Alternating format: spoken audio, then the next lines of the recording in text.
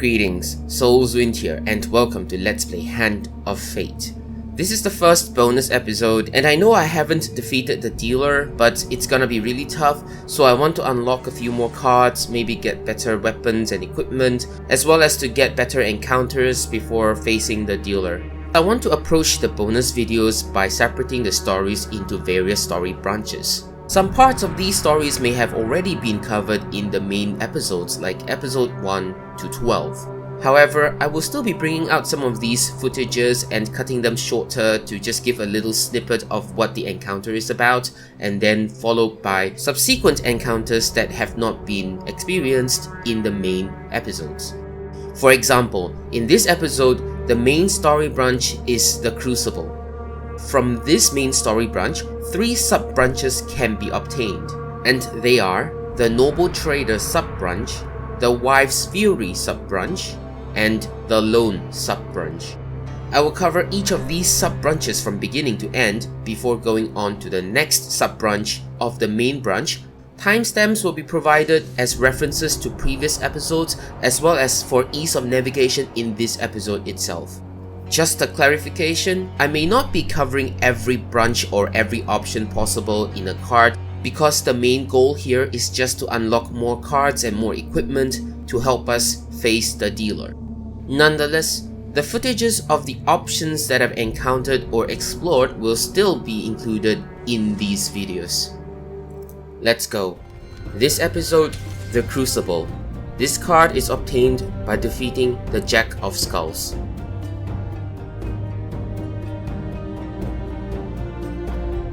The Crucible had us fighting in an arena after choosing our opponents.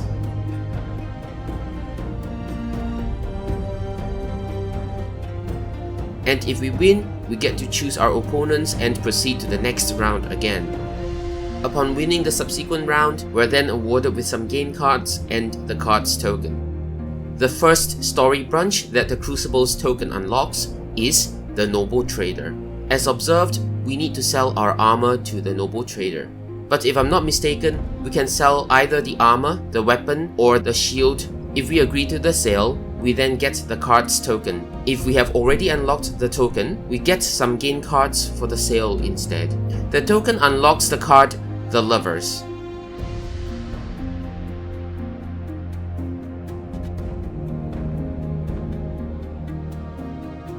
Four options are available for us over here. Picking the first option gets us a blessing, but we may have to fight some enemies if we have bad luck. Regardless, picking this option gives us the token. The second option gives us 2 rings, but no token. Depending on luck, we may still have to fight some enemies. Pick the third option and we walk away, while picking the last option nets us a curse and a few game cards, but no token. Assuming we had gotten the token, we will unlock the Angry Guild Master. Since this is a new encounter card, let us see how it plays out. I remember picking this not being good. As you travel the dark streets of Steel one night, a nobleman atop a mighty steed nearly knocks you down. Steal from him. Right. This one.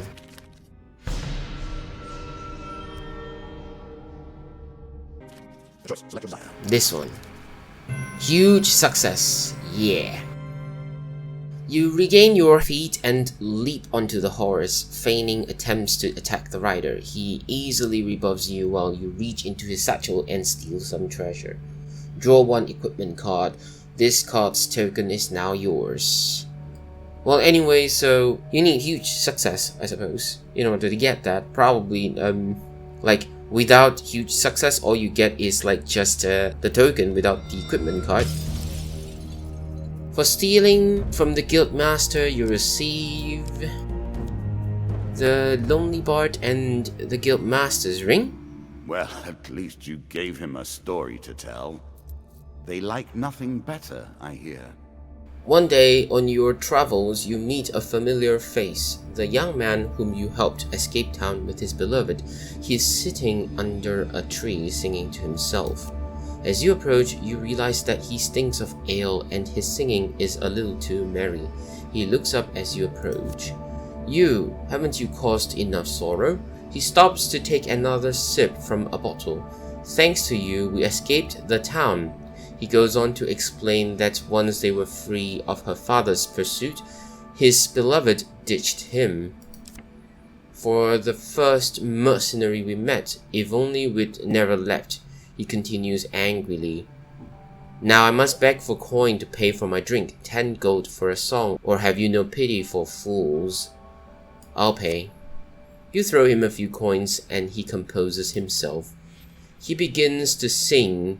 He conjures up vivid and heartfelt imagery of beauty and innocence, lifting your morale and inspiring you to epic deeds. The dealer draws you one max health gain card. The token is now yours. Thank you. The song ends and he drifts into a restless slumber. You continue on your journey. For buying a song from the Lonely Bard, you receive Innocence. The second encounter card that the Crucible token unlocks is a wife's fury. The wife tasks us with finding her husband who's out drinking with his pals. If we choose not to help her, we will not get the token and we will get a curse. If we help her, we go to the tavern and we're met by her husband, who is a monster card, and his friends also in a monster card. Here, we chose to join him in his drinking game and play against luck. If we're successful, then we get the token. If we lose, then obviously we don't get the token and we get some pain cards.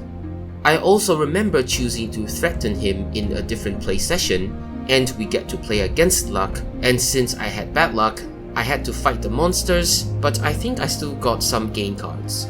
If we get the token, it unlocks Tavern Wager. Basically, we need to win the wager. It's all about luck. We can play with gold, our helmet, or our gloves. In this case, I used my gloves and I won, and if we win, we get the token and some gain cards. If we refuse the wager, I recall being subjected to the battling of at least 3 of dust. Anyway, the token unlocks Bashing Ring. The third card that the Crucible token unlocks is Loan. The Loan card is a very good card. We need to loan some gold, then 10 steps later on the adventure map, we will get 3 gold gain cards.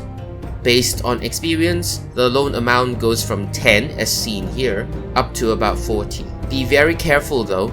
An active loan is indicated by a blessing card that we might lose due to obtaining a pain card. Anyway, as long as we loan the gold, we will get the card's token. This unlocks the card Marketplace. To get the token, we need to bid half our gold and play against luck. Even on huge failure, we just get 1 food but loses half the gold and still get the token. How about the steal food option? Let's just say don't steal anything. The token unlocks a Merchant's Favor. The favor is to bring 100 gold to a newly added card on the adventure map, Return Policy. Meanwhile, we're given a curse known as Heavy Burden, where after taking 5 steps we'll lose 50% of our max health. Return Policy will be less than 5 steps away. There we need to be honest and return the 100 gold. We will be rewarded with the card's token and an equipment. More importantly, Heavy Burden curse will be removed. The footage of opening the card's token was lost due to a bug. As mentioned in episode 7, I was stuck at the death scene and the token was still unlocking behind the death scene. Anyway, the token gives us Food Wagon. Be kind, help, and be rewarded with the token and gain card. The token unlocks Trading Post. There's a token in it for you if you win. You reach a trading post in a distant valley run by a strange old woodsman. I've not much use for gold myself, but I'll trade you for food supplies. Let's make this sporting. You give me food, I'll give you something from the back where I keep the good stuff. I think regardless of what you pick, it should give you the token, just don't decline, but we need armor, so I'm going for armor. I hope you like it. I traded away my favorite elven cloak to get it. Oh my god. It's right at the bottom, huh? No. Really? Is that what you're going to do? Here, have this on the house. The trader hands you an unusual suit of armor, saying I traded it for a bear skin, but I don't think it was worth it. You put the armor away to be identified later. This card's token is now yours. I think it's like regardless of what you pick, because I picked the helmet accidentally, because I just clicked and then it gave me some helmet anyway. Oh, helmet of healing, I think so. And then with the token also. And the same words anyway, so I believe it's the same thing. For reaching the trading post in the deep forest, you receive 10 food, trader's ring, and wilderness armor. So finally, an end to a story.